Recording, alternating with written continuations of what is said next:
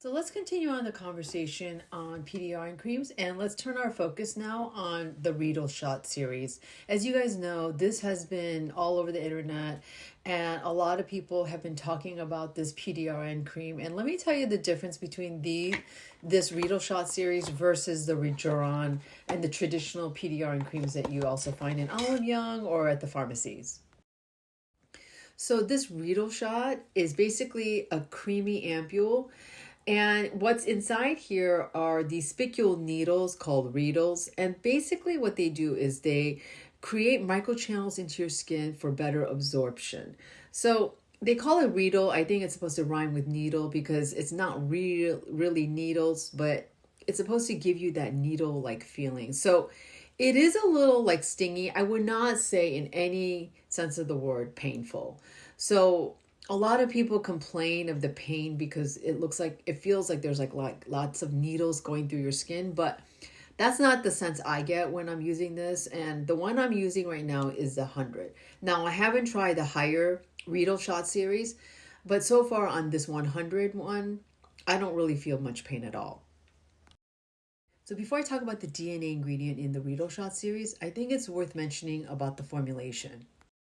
You have Cica, Centella Asiatica, which is a hallmark ingredient in a lot of Korean beauty products. Niacinamide for brightening, pretty common in a lot of other products. 8 types of hyaluronic acid, which is really going to target at different levels of hydration in your skin barrier because of the different molecular weights of the hyaluronic acid. You have several peptides like the copper tripeptide 1, the hexapeptide 9, and it has also a very powerful antioxidant called glutathione. Let's talk about the DNA ingredient. So in the original Reedle Shot series, unless it's specified otherwise, it's going to be salmon DNA at 95% purity. However, they have also come out with a vegan form. So they have wild ginseng as well as Cica DNA in the Reedle Shot series as well, and you can find that as well online. I notice the higher the number, the more intense it feels in terms of its prickliness and pain. And so what does this number mean? So basically this number that says 100, it's talking about spicule density per milliliter. And so the higher the number is, the more prickly it's going to be. It's not talking about the PDRN, that is the salmon DNA that's in parts per million.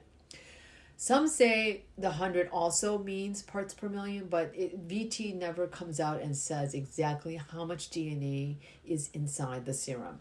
Versus Rejuron, it's very clear that it's 0.02, which is 2,000 parts per million for this product. And this one is, I think, at 0.08, which is 800 parts per million. So I just wanted to tell you guys that just because you see this number doesn't mean that's necessarily talking about the PDRN.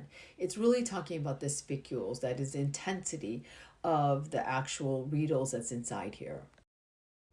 So which one would I recommend? The PDRN cream by Rejuron or the Reedle Shot VT 100 in this case? I'm going to say both. And this is why. Because in this one, you have the spicules, which is going to create microchannels to absorb your ingredients better. But because you don't know the DNA content in here, it's not known, and you're just going to assume it's lower than the Rejuron, you're going to put this on so this could absorb better because of the spicules in here. Also, let's not forget the formulation behind this. I feel like they did not chintz on the peptides, the antioxidants that you normally would not find in a product like this. So I'm not particularly talking about this Rejuron cream. I'm just talking about Rejuron PDRN cream versus with this. I would buy both together, whether it's this one or the other Rejuron products. I think getting both is very beneficial for your skin when it comes to PDR and absorption as well as its purity.